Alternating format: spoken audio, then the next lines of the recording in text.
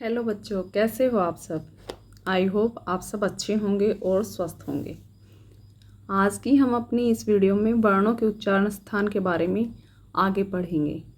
इससे पहले की वीडियो में हमने वर्णों के उच्चारण स्थान को जो 10 वर्गों में बांटा गया था उसमें से हमने 4 किए थे। कंठ, तालव्य,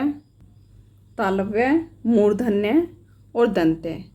हमने यहाँ तक इससे पहले की वीडियो में किया था। अब हम अपनी आगे की वीडियो में आगे के वर्गों के बारे में पढ़ेंगे। आज की वीडियो में हम आगे के वर्गों के बारे में पढ़ेंगे। उच्चारण स्थान के आधार पर वर्णों का जो वर्गीकरण किया गया है उसमें हमारा नंबर 5 पर है ओष्ठ। दोनों होठों के मिलने से जो ध्वनियाँ उत्पन्न होती हैं उन्हें ओष्ठ ध्वनियाँ कहते हैं। ओष्ठ ध्वनियाँ किन्हें कहते हैं? जिनमें दोनों होठ मिलकर काम करते हैं वो ओष्ठ ध्वनियाँ होती हैं। जैसे उ, ऊ, प। आप मेरे साथ साथ उच्चारण करके देखें। दोनों ओष्ठ साथ में मिलकर एक सर्कल बनाते हैं। देखो, उ, ऊ, प। और प बोलते हैं तो दोनों आपस में मिलकर दूर होते हैं।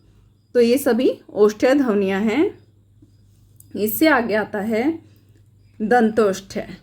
दंतोष्ठ जहाँ पर होठों के साथ साथ दांतों की सहायता ली जाए, अर्थात ऊपर के दंत पंक्तियाँ नीचे वाले होठों को स्पर्श करती हैं, उसे दंतोष्ठ ध्वनियाँ कहते हैं। दंतोष्ठ ध्वनियाँ क्या होती हैं?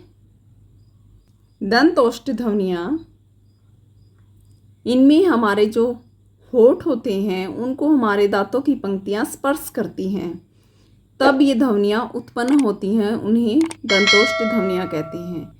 अब जैसे आप व का उच्चारण कीजिए, व। जब हम व का उच्चारण करते हैं व, तो हमारे जो दंत पंक्ति हैं वो होठ को स्पर्श कर रही है, तो ये दंतोष्ठ ध्वनियाँ होती हैं। उसमें कौन सी ध्वनि आती है? व वर्ण आता है। आगे है द्योष्ठ। जहाँ पर दोनों होठ मिलकर काम करते हैं उन्हें द्योष्ठ ध्वनियाँ कहते हैं। दोनों होठ मिलकर काम करते हैं, जैसे प। दोनों ही होठ इसमें आपस में एक दूसरे के साथ मिलते हैं। और फ, ब, प, फ, ब। तो ये क्या है? ये द्योष्ठ ध्वनियाँ हैं। दंतोष्ठ जिसमें होठ के साथ दांतों की पंक्तियाँ काम करती हैं, और द्योष्ठ में दोनों होठ साथ में काम करते हैं। इन दोनों में यही अंतर है। आगे है हमारा नासिक्य। जिन ध्वनियों का उच्चारण नाक से होता है वे नासिकीय ध्वनियाँ होती हैं। जिन ध्वनियों का उच्चारण नाक से होता है वे नासिकीय ध्वनियाँ होती हैं। नाक से मतलब हमारा जो इन ध्वनियों का उच्चारण करते हैं तो हमारा जो साउंड है वो नाक से आता हुआ सुनाई देता है। जैसे अंग। और हर वर्ग की अंतिम ध्वनि, हर वर्ग कौन सा? जो हमने 5 वर्ग बताए थे, क वर्ग, च वर्ग, ट वर्ग और त वर्ग और प वर्ग, उनमें जो अंतिम ध्वनियाँ हैं 5 वर्गों में, वो सभी नाक से उनका उच्चारण किया जाता। अंग, य, अण, न, म। आप इनका उच्चारण करोगे तब नाक में एक झंझनाहट सा महसूस होगा। वो इसीलिए हो रहा है कि ये ध्वनियाँ नाक से भी उच्चरित की जाती हैं। नेक्स्ट है इसमें हमारा कंठ तालव्य। कंठ तालव्य वे ध्वनियाँ होती हैं जिनका उच्चारण कंठ व तालु से होता है। कंठ व तालु से कैसे? जैसे देखो, ए ऐ। इसमें क्या होता है? हमारी जीवा ऊपर तालु के पास लगी हुई, ए ऊपर की तरफ वो थोड़ा सा दबाव डाल दी, ऐ, और कंठ से सीधा उसका उच्चारण हो रहा है। तो इसमें कंठ और तालु दोनों ही काम कर रहे हैं। कंठ तालव्य ध्वनियाँ कौन सी? ए और ऐ। कंठोष्ठ है, इसका उच्चारण गले व होठ से होता है, जैसे ओ, औ, ओ। कैसे? जब हम ओ बोल रहे हैं, ओ का उच्चारण कर रहे हैं, तो ओ गले से तो साउंड आ रहा है, लेकिन जो आगे हमारे ओष्ठ हैं वो एक सर्कल बना रहे हैं, ओ।